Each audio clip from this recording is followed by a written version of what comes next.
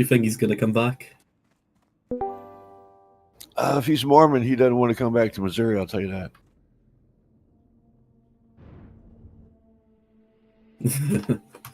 Yeah.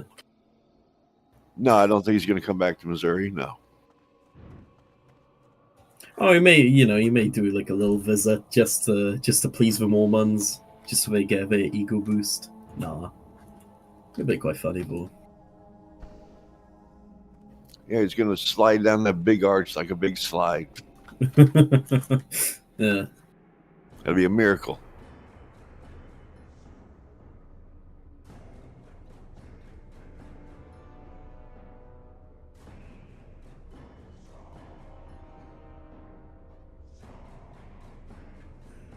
So what's been good, do you have any other questions or anything else you want to say? KingSithis is now live streaming World of Warcraft. Talk to AnCaps. Capitalism fuels social programs better than communism ever could, because you got the wealth and the money behind it. I would recommend reading from the welfare state to the from mutual aid to the welfare state. There we go. By David Beto. And he talks about how in the past, at its peak, mutual aid societies in the United States, they at its peak had according to liberal estimates about 40%, while more conservative estimates say 15%. And mutual aid was very popular in the past because there wasn't any legislation that inhibited freedom of association. And because of new legislation that has diminished freedom of association, the introduction of a welfare state, the introduction of the Civil Rights Act, the introduction of lodge practice fees, the rise of the domination of insurance companies that was allowed by people like Teddy Roosevelt. A lot of those things destroyed mutual aid, and there were other things that did the same thing. And now the internet is sort of acting as its substitute, but it's not a very good substitute, of course, because you don't really have much person-to-person interaction. It's not very good. I think I am quite white-pilled, though, and I do think that even though the internet is far from perfect, it's actually not that good for stuff like that, I do think it will eventually lead to the rise of new communities rising. And mutual aid in the past, if it wasn't for all this legislation, I think it would rise again. And that's what helped provide welfare for people who were, it provided a social safety net for a lot of people. This is not even including your church, your family, your community. And by your community, I'm talking about your community separate from a mutual aid society. Something like, your neighbors, your friends, whatever. That still exists to some extent, but all of those combined, I think, it was much easier to have support back then. And with a welfare state, the problem is that the problems of a welfare state are oftentimes any idea why the stream keeps dropping or subsidizes. I fixed it. Yeah, but the welfare state subsidizes. I fixed it. Don't worry. Very it was not the best actions. So, for my example, internet subsidizes single motherhood. But it should be good now.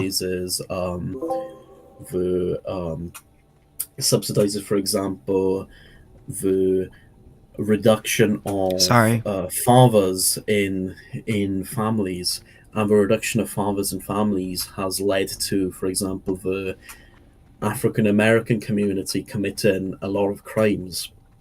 Is a lot more than whites and Asians, for example. Well, also the war on drugs sort of contributed to that as well. Legalize fentanyl. Yeah, so the welfare state, I would say, it incentivizes horrible things, unlike mutual aid, because with mutual aid, you can't just be someone who sucks off, the blood of your community or your mutual aid or your church or your family, because you still have to contribute to it as well. They would typically only provide support if you later on contributed yourself, and that's how it works. It basically worked like an insurance model, but the difference is that people actually trusted each other. There was high trust. People shared values. Like, for example, there were mutual aid societies for African Americans, for women, for specific religions or denominations, for different types of towns, whatever. There were a lot of variety. The only major ones that exist are, unironically, the Freemasons, and perhaps maybe what was the other one?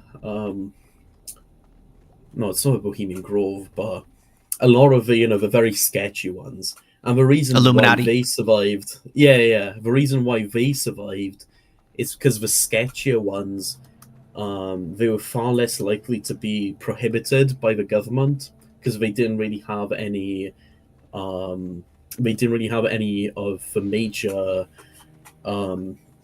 contractions of government legislation. You could also say that technically the reason why Jews, or partially the reason why Jews, are able to cultivate so much power in society, other than their history of banking, of course, is because they have a huge in-group preference, because the religion is basically structured like a mutual aid society. They don't assimilate.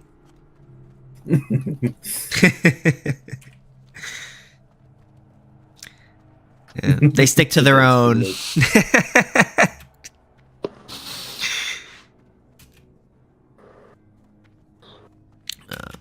Did you ask the question about roads or yet, or?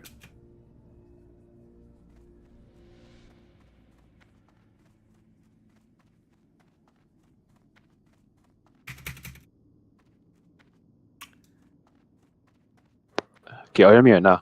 Yeah, I can hear you. I'm gonna have to disagree with you on the question of single motherhood. Just because it as far as like the welfare state, like entirely. I'm not saying it entirely affects it, but it's one of the contributing reasons. I mean, I wouldn't say not really. I feel like there's a lot more. There's a lot more important, historical and systemic reasons as to why single motherhood. Of course. I'm just saying that that's one of the reasons. I do think there are very important reasons as well. You could probably, for example, I think there's a lot of sexual degeneracy that leads to single motherhood, mostly because of the collapse of a community, which isn't caused by the welfare state, but it's it's indirectly caused by the welfare state, because the welfare state has reduced the power of communities and mutual aid. It's caused by stuff like marriage laws. Another one would probably be perhaps just cultural stuff, like maybe the acceptance of sexual degeneracy as well. But yeah, I would say the other two, indirectly by the welfare state and marriage laws as well, contribute. When you say sexual degeneracy, I'm curious as to like how that necessarily contributes to single motherhood. If you could expand on that a little bit more. The promotion of promiscuity, sleep, of a lot of hookups, high body counts, stuff like that. So somebody having a high body count, so you would advocate for someone to have low or no body count in order to maintain like a stable relationship? I used to be of a belief I used to be fine with sexual intercourse outside of marriage, and to be fair, I still technically, not in theory, but if there weren't other factors that if there were any other factors that are made it harder for that to be maintained, I would still support that. But I would generally say that I think marriage is, oh, not marriage, but I think sexual intercourse will generally be better in after marriage, just because the problem with having sexual intercourse in non-marital relationships is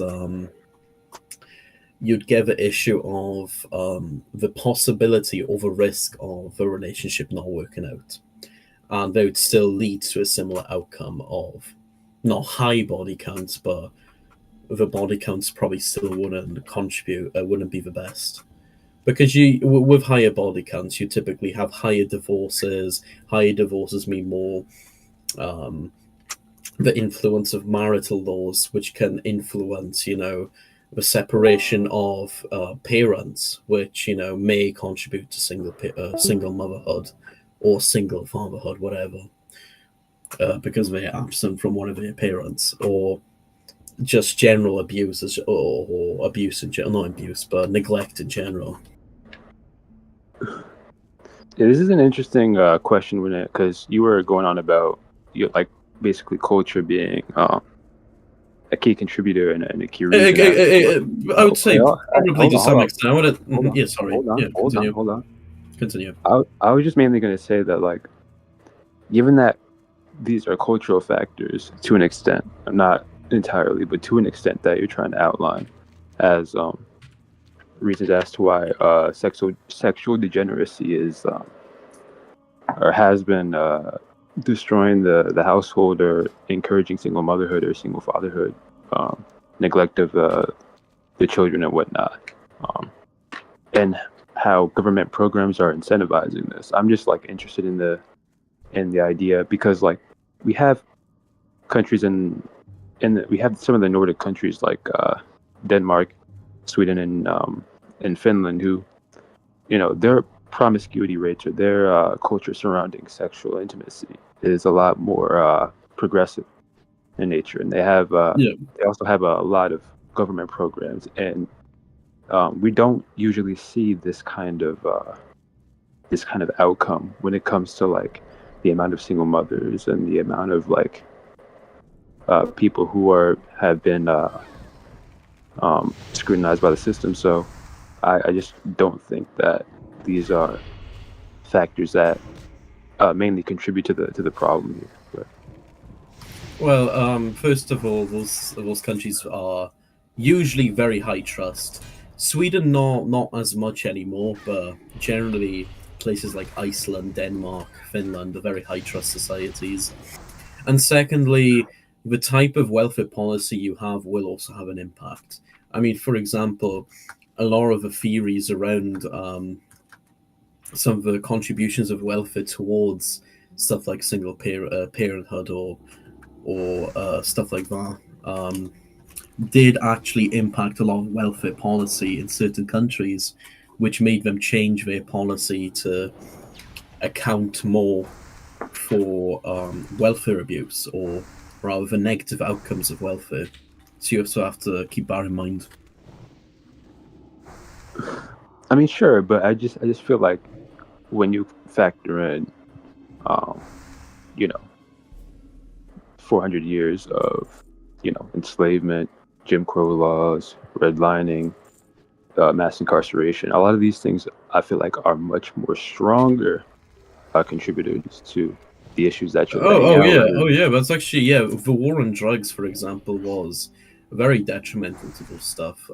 Was very legalize all drugs. Yeah, but the war on drugs was very detrimental to stuff. I do agree with her as well. Sort of supports my argument against the state. Yeah, I wouldn't be in. By the way, I wouldn't be in favor of the state either. I think. Okay, that's good. I've had conversations with a anarcho-capitalist before, and I just in the server, and I just think that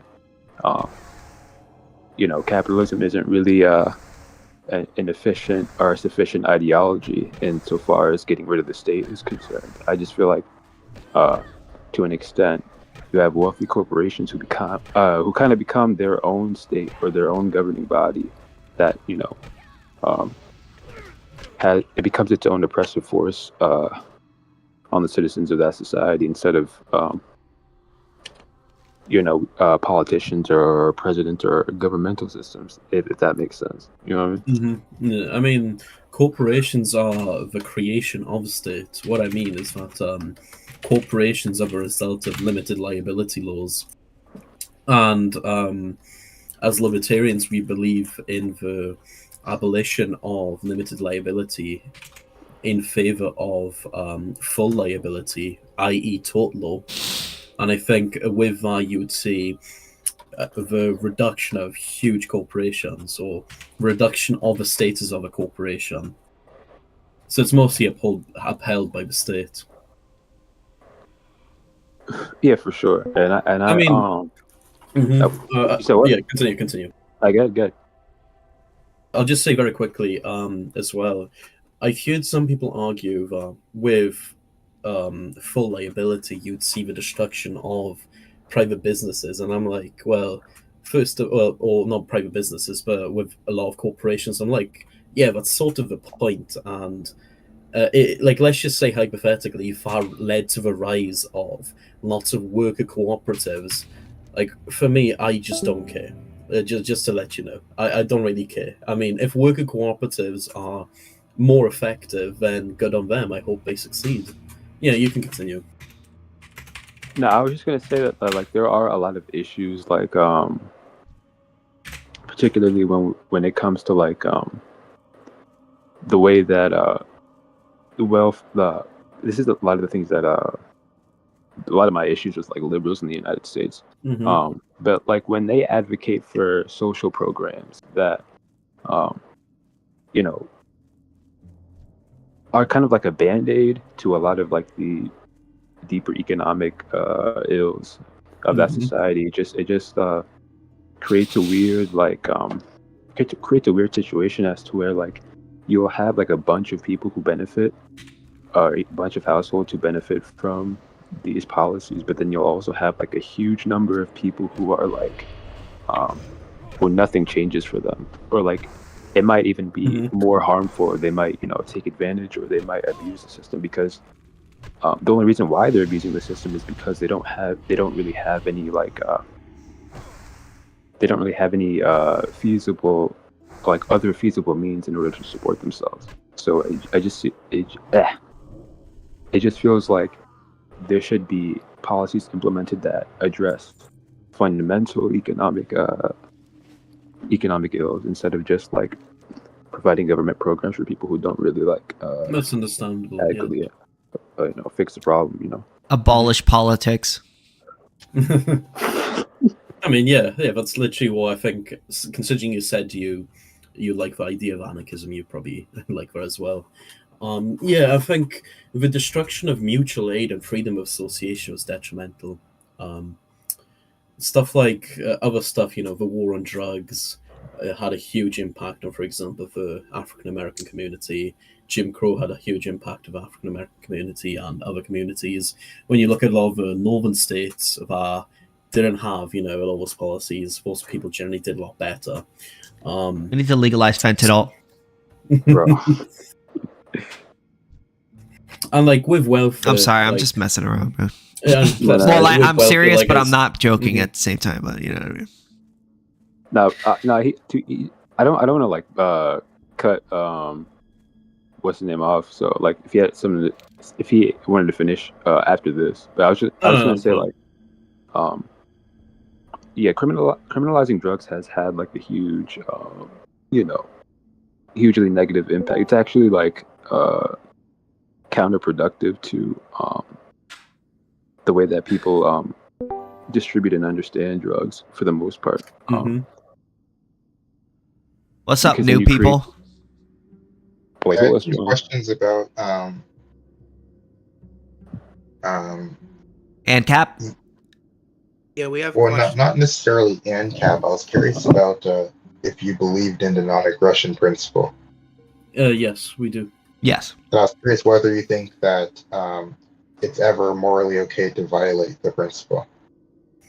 No. No, But, don't like, do it. even if Don't it was, violate like, the NAP. even if it would save people from being tortured. Yes. Okay, I'll actually answer this. I'll answer this. I believe I subscribe to the belief that it's wrong. However, there's this thing in well, this is a very debated topic, but I subscribe to the Blockian position, or sort of to the Blockian position, that if you accept the restitution of preventing some, if you accept the restitution of a crime of stealing something or doing something to save some people, then I would say you'd be fine. So, for example, let's just say if you had to steal a ladder to save people from getting tortured and, beat up a guy, that is fine so long as you accept restitution. If you accept the punishment, that's my belief. I would still say it's wrong. Well, But if you pay the I'm saying that restitution, you make it better. yeah, that's what my point is. If you accept the restitution, then I can accept it. Like, I don't believe that someone has to comply. Like, I don't believe NAP is. I just see it purely as a legal system. You ever hear people say, if you're not willing to do the time, don't do the crime? Kind of like that. Probably answer. Anyway, no, I'm sorry. But legally, like any situation that violates the NAP, we would say you would owe that person restitution because it's a crime, fundamentally. Well, I would argue that just because the state institutes, policy as a crime, I don't think it necessarily makes it moral or fundamentally morally acceptable just because something is legal. Like I think that stealing in a lot of cases, I agree. Stealing in a lot of occasions is justified. But you wouldn't say it should be. You wouldn't say it should be legal to steal. You just would say in some situations, you would look the other way if somebody stole because it's not really that big a deal. Yeah, like that's my position. Yeah, and the non-aggression principle is a legal principle. It's not a what you should or should not do.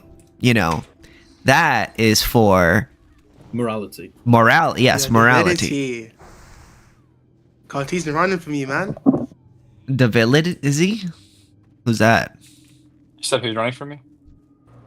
Cartesian's running for me, man. He said he's running away now. Cartesian who? Mason. Mason's running for me? No, he's not. He's ran, bro. He left the VC, man. Oh, they did left. Mason just leave? Oh, that's who left, Mason? Yeah. Oh, I didn't know Mason was in here.